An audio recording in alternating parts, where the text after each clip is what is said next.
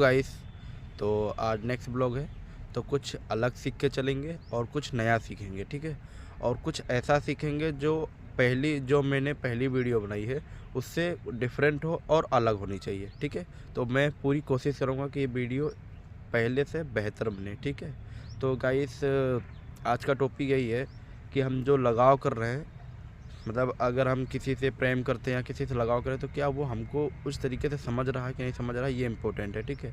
तो आप ये सोचिए, जब हनुमान जी राम जी के यहाँ पर वहाँ पर थे, क्योंकि जब वो चले गए थे, मतलब शंकर जी जब उनको छोड़ के चले गए और फिर हनुमान जी राम जी के पास ही थे, फिर उनको कुछ दिनों बाद, मतलब कुछ लंबे टाइम के बाद उनको अपने घर की याद आने लगी।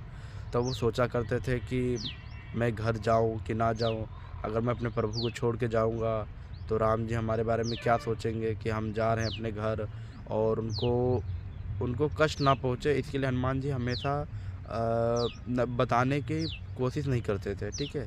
लेकिन कहते नहीं, प्रेम इतना सच्चा हो, लगाव इतना सच्चा हो ना, तो आप जिससे प्रेम कर रहे हो ना, वो आपकी बातों को समझ जाता है कि वो मेरे से कहना क्या चाहता है, ठीक है। तो यही चीज़ जब राम जी को पता चला, तो राम जी ने हनुमान जी से मिले, फिर हनुमान जी को बताया कि आप प्रेम हमसे करते हैं, ठीक है, लेकिन क्या आप अपने परिवार से भी आप प्रेम करते हैं, ठीक है। तो आप अपने परिवार से जाइए मिलने के लिए, मैं आपको छोड़ देता हूँ। प्लस कोई लक्ष्मण और जितने भी हैं हमारे भाई बहन, कोई भी आपको रोकेंगे नहीं, ठीक है। आप जाइए आराम से अपने परिवार के साथ टाइम स्पेंड कीजिए, ठीक है। तो हमको इस कहानी से ये मिल रहा है कि पहली चीज़ तो हम जिससे भी हम लगाव रख रहे हैं, किसी भी बंदे से या किसी से भी हम अगर लगाव रख रहे हैं, क्या वो हमको समझ रहा है कि नहीं समझ रहा है, ये बहुत इंपॉर्टेंट है। क्योंकि जब हम कॉलेज टाइम में होते हैं तो हमें उतनी नॉलेज नहीं होती है, हम क्या रहता है कि किसी दोस्त से भी बहुत सच्ची लगाव रखते हैं कि यार दोस्त हमारा है, कोई दिक्कत नहीं है। और बाद में जब वो धोखा देता है ना, तो कहते नहीं कि उस कंडीशन में इंसान समझ नहीं आता करे तो करे क्या।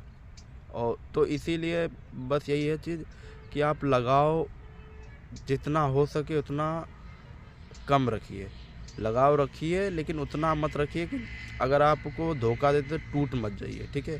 क्योंकि ज़िंदगी में एक बार आप टूट जाओगे ना तो बनने में बहुत टाइम लगता है। जैसे कांच की गिलास एक बार गिर जाती है ना, टूट जाती है, इसको जोड़ना मुश्किल नामुमकिन हो जाता है, ठीक है। और एक बार धागे में टूट जाती है तो गांठी लग जाती है। तो उसी तरह से अगर हम किसी से उतना भी प्रेम मत करें कि बिल्कुल मतलब मुंह के बल गिरना पड़ जाए, ठीक है।